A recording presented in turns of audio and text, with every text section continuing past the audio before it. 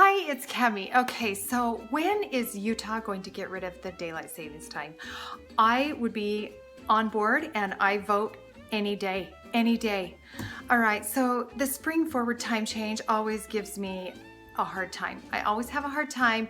The falling in the back, fall back is always great to me, but spring forward, I dread it. I dread it because by about the week after, I'm dead. And so I decided that this year I was gonna take a chance, look up some research, do some things and make some changes.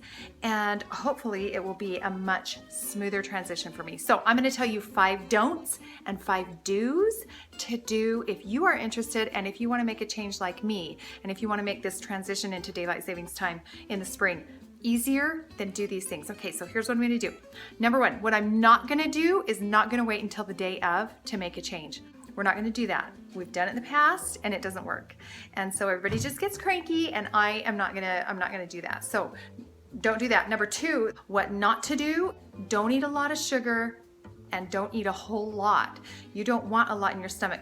I know when I go to bed and I have a lot of food in my stomach, I just always feel yucky and I don't rest well that night because your body is trying to digest. So don't eat a lot. Okay, so the 3rd thing not to do not be on your screen for at least an hour and a half before you go to bed. If you have to, then make sure that your blue light blocker thing is on, like your night mode or whatever on your phone, so that you don't have all that blue light stimulating your brain and making you think that it's daytime. 4th thing, do not drink caffeine before bed. Now this is just a no-brainer. You just don't want to drink caffeine before you go to sleep. Who does that? So start in the afternoon though. So if you are a coffee drinker, if you have to have caffeine, do it in the morning early, and then just don't have anything in the afternoon. And the last thing that you should not do is work out. Do not go to the gym. Do not get all hot and sweaty, because if you raise your body temperature like that, it makes it harder for your body to go to sleep. It doesn't facilitate sleep. So those are the 5 things. So now do you want to know what to do? Here's what to do. What to do starts long before the day. So if you start like a week before, just start adding or subtracting time to your sleep time. So for example, we're going to spring forward. So I am going to start subtracting time to my sleep, subtracting it. So for example, if I usually go to bed at 10 o'clock, then maybe I'm going to start going to bed at 10:15, so that you can get used to gradually going to bed earlier or getting ready for that time change, because we will lose an hour and it's not going to feel good if you wait until the day of. So do that. Take the day before, or sorry, not the day before, the week before, just kind of start whittling away at your sleep time. Just start changing it, not whittling away, but just start changing it and adjusting that. So, okay, that's the first thing to do. The second thing you want to do is, so here's daylight savings day. So the day before and the day after, you want to lay down and give yourself a 15 to 20 minute nap in the afternoon. So call it a DST sandwich. Sandwich the day before and the day after, and take a little 15 to 20 minute nap.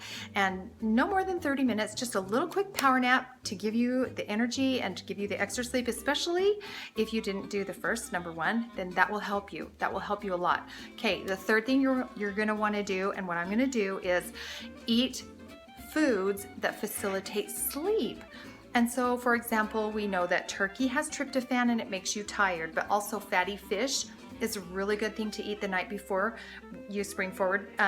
So like, for example, salmon,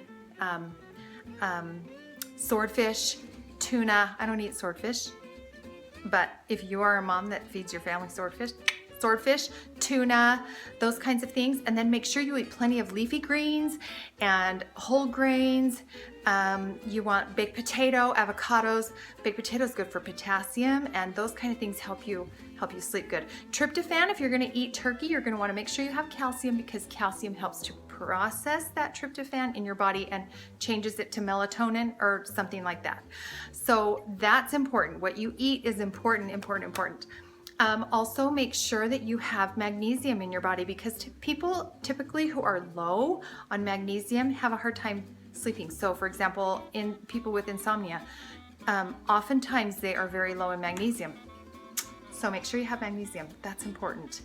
Okay, so we did 1, 2, 3. So the fourth thing you're gonna wanna do is take a warm shower before you go to bed. Just get in the warm shower. So you've put your screen away, you've been playing games with the kids at the table, you've been, you ate a good dinner, and you've had a nap that afternoon. Now it's time to go to bed.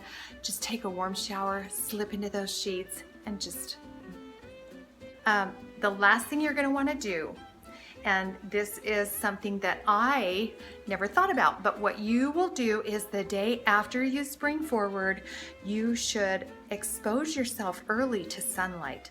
So get your mind thinking, yep, it's daytime, this is normal, everything's good, you've gone to bed, expose yourself good to daylight so that you can have a good full day of sun. And daytime, even if there's no sun, just the daylight will help you. And if you can, exercise early and outside. So take the dog for a walk, just get outside early. So those are the 5 do's, the 5 don'ts, and especially help your kids to do this, because you know that if you're not doing this and your kids are not doing this, it's going to makes for some tricky parenting moments. So get your kids on board, help them start early, make it easier for them, and good luck, mamas. We can do this, and it's going to be a different spring for us all. Let me know if you do it.